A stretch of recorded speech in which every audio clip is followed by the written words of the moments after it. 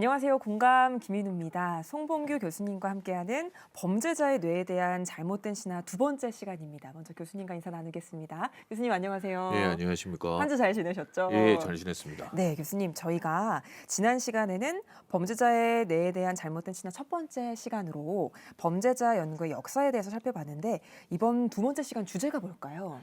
예, 이번 시간에는 초기 범죄에 대한 과학적 연구로서 범죄자로 태어난 뇌에 대해서 살펴보도록 하겠습니다. 네, 알겠습니다. 우리가 전 시간에 범죄자가 자유의지에 의한 선택에서 초기 과학적인 이제 접근으로 인한 생물학에 의해서 범죄자로 결정이 된다라는 이야기를 교수님께서 해주셨는데 과거에 그러면 생물학적으로 범죄자의 뇌에 대한 연구가 어떻게 좀 시작이 됐는지가 궁금하거든요. 혹시 관상이라는 한국 영화를 보셨습니까? 봤죠. 저는 이 영화에서 가장 기억에 남는 장면이 이정재 배우가 말한 제가 왕이 될 상인가입니다. 맞아요. 이번 강의와 연계해서 이 대사를 변경해 보면 내가 범죄자가 될 상인가입니다. 관상학은 사람의 인상을 관찰하여 사람의 운명을 판단하는 학문입니다. 초기 뇌 연구는 뇌를 포함한 얼굴의 인상을 보고 범죄자의 운명을 판단하는 관상학이 발달하였습니다. 네, 그러면은 관상을 보고 범죄자를 판단하는 연구는 언제부터 이렇게 시작이 된 건지 궁금하거든요. 예, 제가 그림을 준비하였습니다. 음. 1586년에 출판된 인간 관상학에 수록된 그림입니다. 관상학의 대표적인 연구자는 잠바티스타 델라 포르테가 있습니다. 이탈리아 르네상스의 과학자였던 델라 포르타는 사람의 관성이나 표정을 보고 연구하였습니다. 포르타는 관상으로부터 인간 두뇌의 작용으로 인한 성격을 규명하기 위해 노력하였습니다. 관상학에 대한 델라 포르타의 책은 범죄 인류학을 포함한 얼굴 생김새에 관한 과학에 대해 이후 다른 연구들에 크게 영향을 미치게 됩니다. 네. 포르타의 책은 스위스 관상학자인 요한나 카스파 라바테에게 영향을 미쳤으며 라바타를 통해 19세기 골상학자와 범죄 인류학자에게 영향을 미치게 됩니다. 제가 또 다른 그림을 준비했습니다. 네. 1789년 출판된 관상에 관한 에세이에서 가져온 그림입니다. 라바타는 관상학을 외부의 인간과 내면의 인간, 즉 눈에 보이는 표면과 보이지 않는 내용 사이의 관련성에 대한 과학 또는 지식을 연구하는 학문으로 만들려고 하였습니다. 라바타는 과학적인 기반 위에 관상학을 세우고자 시도한 최초의 현대적인 관상학자였습니다. 당시 라바타는 사람들의 얼굴로부터 성격을 읽어낼 수 있다고 확신하였습니다. 외관이 마음의 상태와 관련되어 있다라는 라바타의 가정은 초기 범죄학자들에게 영향을 주었습니다. 초기 범죄학자들 역시 얼굴의 구조와 표정의 배후에 있는 정신적 과정을 이해하는 방안을 찾고 있었습니다. 네. 그러니까 사람의 얼굴의 표정에서 마음이 드러난다고 하잖아요. 근데 저도 앞서서도 얘기를 해주셨지만 관상학과 관련된 영화나 책 흥미롭게 본 기억들이 좀 있는 것 같은데 우리나라에서도 관상학이 발전한 것으로 알고 있거든요. 영화 관상에서도 범죄자를 관상으로 찾아내는 장면이 등장해서 흥미롭기도 하고요. 근데 관상학은 어떻게 됐나요? 예, 관상학은 이후 골상학으로 발전하게 됩니다. 골상학은 프렌츠 요제프 갈에 의해 18세기 후반 시작되었습니다. 제가 골상학적 머리와 관련된 그림을 보여드리겠습니다. 네. 골상학자들은 두개골의 윤곽을 연구함으로써 범죄적 성향과 다른 비정상적인 정신 상태를 진단하려고 노력하였습니다. 골상학자들은 두뇌를 정상으로 돌리기 위해 과도하게 발달된 영역의 크기는 줄이고 잘 발달되지 못한 영역의 크기는 증가시키려고 노력하였습니다. 두개골의 윤곽으로부터 성격을 읽어내는 19세기 초반의 골상학자들이 가장 두각을 나타낸 것이 범죄학 분야이었습니다. 그 이유는 골상학이 범죄 행동에 대한 최초의 포괄적인 해석을 발전시켰기 때문입니다. 뇌는 독립적인 기관들 혹은 능력들의 집합이라는 이해를 기초로 하여 골상학자들은 사소한 도둑질에서부터 아내 폭행, 살인에 이르는 모든 종류의 범죄 행동을 설명할 수 있었습니다. 골상학자들은 정상적인 범죄자와 정신 이상에 걸린 범죄자를 구분하기 위해 지침을 가지고 있었고 범죄를 저지르는 경향이 사람에 따라 다양하다는 아이디어를 도입하였습니다. 골상학자들은 나이, 국적, 인종, 성별에 따라 범죄율의 차이를 설명할 수 있다고 보았습니다. 심지어 골상학자들은 오늘날 우리가 연쇄살인범, 사이코패스라고 부르는 범죄자의 행동까지도 설명할 수 있다고 주장하였습니다. 예를 들면 당시 34번의 살인을 저지른 바이올린 연주자가 있었는데 네. 바이올린 이 연주자의 행동도 골상학자들은 선천적으로 타고난 뇌의 결함으로 바라보았습니다. 즉 범죄자들의 뇌는 타고난다는 것을 골상학자들은 연구하였습니다. 네. 그러니까 골상학에 따르면은 뇌의 안쪽을 보지 않고 뇌 외부로도 사람의 성격을 판단할 수 있다라는 말씀이신 것 같은데, 그러면은 뇌 외부에 사람의 성격에 해당되는 영역들이 있다라는 말씀인가요, 혹시? 예, 맞습니다. 골상학의 지식 체계와 관련된 그림을 준비해 봤습니다. 한번 네. 봐주시기 바랍니다. 이와 같은 그림은 골상학자들이 두개골의 서로 다른 영역들 아래 어떤 정신적 능력이 내재하는지를 확인할 수 있게 도와주었습니다. 골상학에 의하면 살인을 담당하는 기관은 파괴성 담당 기관으로 수많은 관찰에 따라 이 기관의 위치가 머리 앞쪽, 바로 귀 위에 있다고 확신하였습니다. 이 기관은 일반적으로 여성보다 남성이 더 큰 것으로 나타났습니다. 골상학에서 범죄와 관련된 다른 능력은 호색성, 전투성, 갈망, 숨김성 등이 있습니다.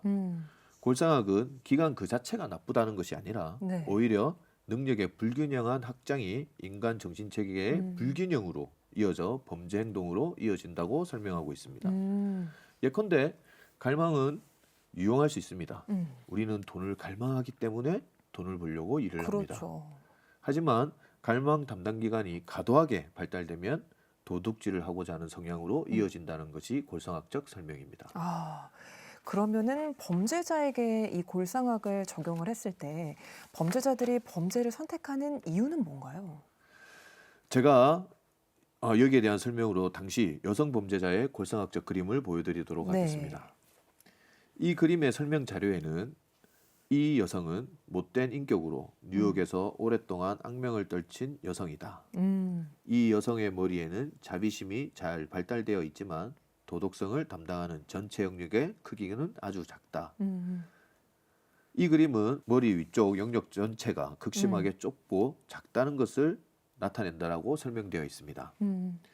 골상학은 범죄자는 선천적으로 결정된다는 결정론적인 학설이므로 범죄 행동을 자유의지가 아닌 네. 비정상적인 뇌의 조직에 의해서 발생하는 것으로 간주하고 있습니다.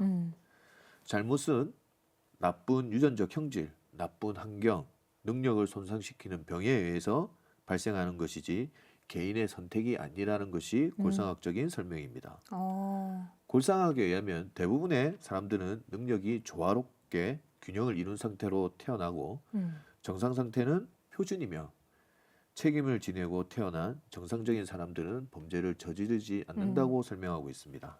얼굴로 이제 판단을 하는 관상학에서 뇌의 모양으로 이제 판단을 하는 골상학, 이걸로 사람의 성격을 판단하고 범죄 행동의 원인까지 밝힐 수 있다라는 내용을 설명을 해주셨는데, 근데 교수님, 관상학이나 골상학은 어떻게 보면 성격이나 행동 이런 것들을 주되게 설명을 하고 부수적으로 범죄자에 대한 설명을 한다라는 느낌이 좀 있거든요. 그래서 궁금한 게, 그러면 범죄자를 중심으로 해서 다른 학문이랑 조금 독립된 형태의 범죄학은 언제쯤 나오는 건지 이것도 궁금해요.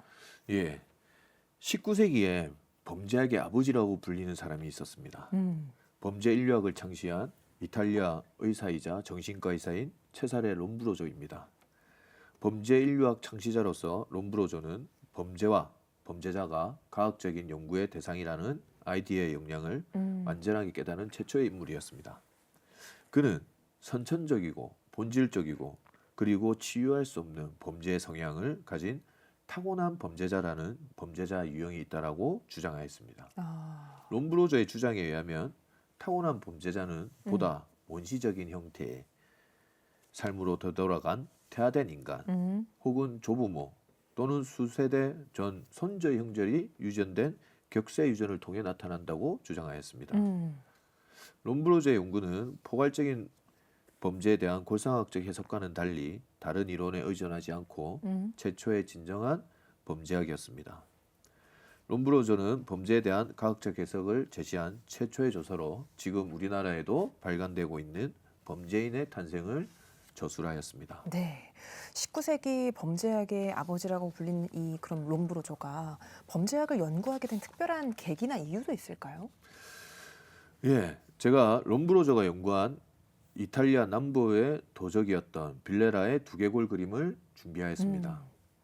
롬브로저는 범죄 인류학의 기원을 기억하기 위한 기념품이자 네. 범죄자의 비정상성에 관한 과학을 나타내는 상징물인 도적 빌레라의 두개골을 책상 위에 항상 올려두었습니다. 또 다른 그림은 빌레라의 두개골을 실제 측정한 그림을 준비하였습니다.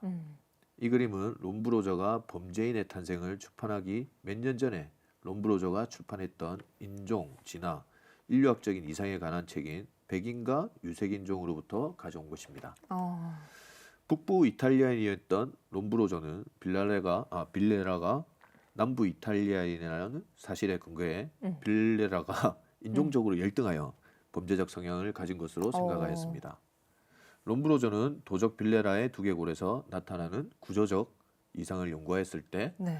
범죄 인류학에 관한 아이디어가 신의 계시처럼 떠올랐다고 하였습니다.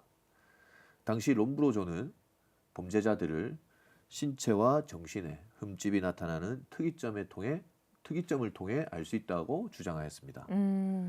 롬브로저가 말한 일반인과 범죄인의 차이는 바로 뇌입니다. 그렇군요. 교수님, 이번 시간에는 범죄자로 태어난 뇌에 대해서 살펴봤는데 이번 시간 강의 내용들을 간단하게 한번 요약을 해주실까요? 예, 두 번째 시간 강의를 요약하면 범죄자의 뇌에 대한 연구는 16세기 간상학을 시작으로 18세기 골상학으로 이어졌고 네. 19세기 최초의 범죄학이라 불리는 범죄 인류학을 창시한 체사레 롬브로제로 연결된다는 것입니다. 시간 관계상 당시의 다양한 연구에 대해 모두 설명할 수는 없지만 이 모든 사실이 범죄자는 타고난다는 것을 알 수 있습니다.